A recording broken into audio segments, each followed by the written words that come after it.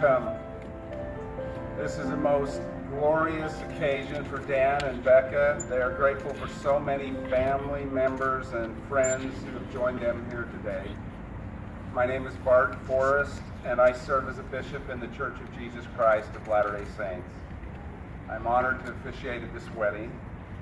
I have known Becca for many years and just met Dan a few months ago, and I could sense their love for one another almost instantaneously. Becca, you make a beautiful bride, and Dan, a distinguished groom. Together you make a very handsome couple.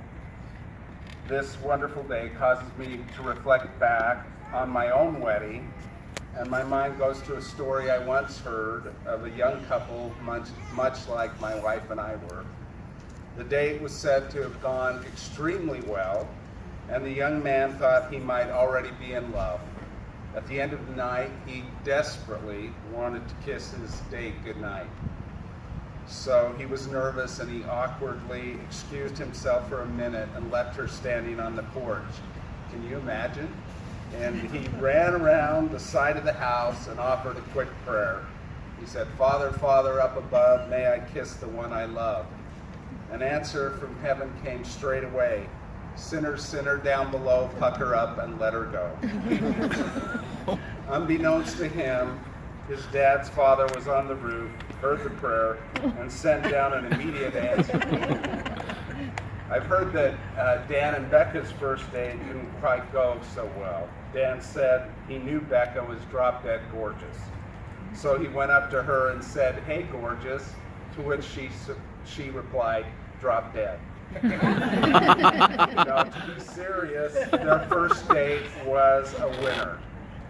Dan friended Becca on Facebook, and they had their first date that very night. So it was love at first sight, and that's why we are all here today. So while courtship, love, and marriage are wonderful, challenges have a way of creeping in. Tricia Holland, wife of Elder Jeffrey R. Holland, an apostle in the Church of Jesus Christ of Latter-day Saints, tells the following story. "We really have a perfect marriage. My father told me we would have, even when we were dating. Just a few nights before we were to be married, we had some kind of little lover's quarrel, and I was really upset with Jeff. I told him to take me home. He did, and I ran into the house and slammed the door. I ran into my father's bedroom and woke him up from a deep sleep and said, 'Daddy, you've got to call this wedding off. This marriage just won't work.' My father, in all his wisdom, sat up in bed and said, 'I will not call this wedding off. This marriage was made in heaven.' When I stopped crying long enough to find out why, he said, 'Because the rocks in Jeff's head will fill the holes in yours.'" As a bishop, I have had many opportunities to counsel couples regarding marriage. And Dan and Becca, I encourage you to follow the words of President Gordon B. Hinckley, former president of the Church of Jesus Christ of Latter-day Saints. He said, "If you will make your first concern the comfort, well-being, and the happiness of your companion, sublimating any personal concern to that loftier goal, you will be happy, and your marriage will go through eternity." In 1 Corinthians, the Apostle Paul taught, "Neither is the man without the woman, neither is the woman without the man in the Lord. Thus, when a man and woman are married, they are more complete than when apart."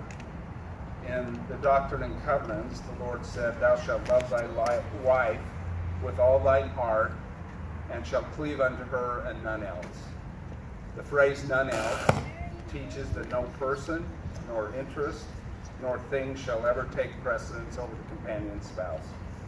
Those who are married consider their union as their most cherished and sacred relationship.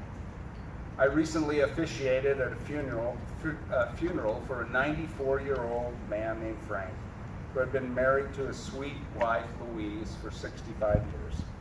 It was devastating to see Louise without Frank. They were the epitome of how a marriage should be cherished. A month or so after Frank's death, my wife asked Louise if she ever felt Frank near her. Her response was immediate. "You see," she said, "every single night of their marriage for 65 years, Frank and Louise reached across the bed at 10 o'clock at night to hold hands.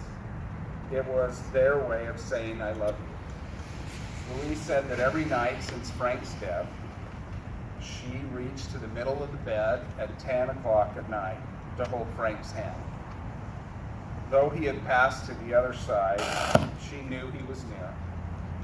Louise recently passed away at age 93. Thankfully, and to the relief of all those who loved Frank and Louise, this beautiful silver-haired couple were only separated for a year and a half.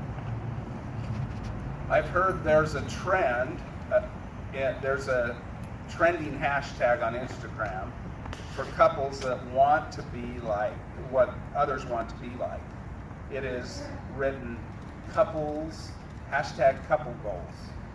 There are over 4 million posts with that hashtag. I dare say that Frank and Louise met the criteria for hashtag couple goals. As I look into your eyes, Dan and Becca, I see the love you have for one another and trust that you are on your way to earning that hashtag. In The Family, a proclamation to the world, we learn that marriage between a man and woman is ordained of God, and that the family is central to the Creator's plan for the eternal destiny of His children. Husband and wife have a solemn responsibility to love and care for each other and for their children. You two have the unusual blessing of bringing two families together today. Your children are lovely. I'm excited about the memories that you've already started making together. Audrey, Caden, Dylan, Ella, and Reese come to this family with their own unique talents and characteristics that will work to complete and make your family whole. I encourage all of you to be selfless, to be kind and considerate, and to live the commandments of the Lord as defined in the gospel of Jesus Christ.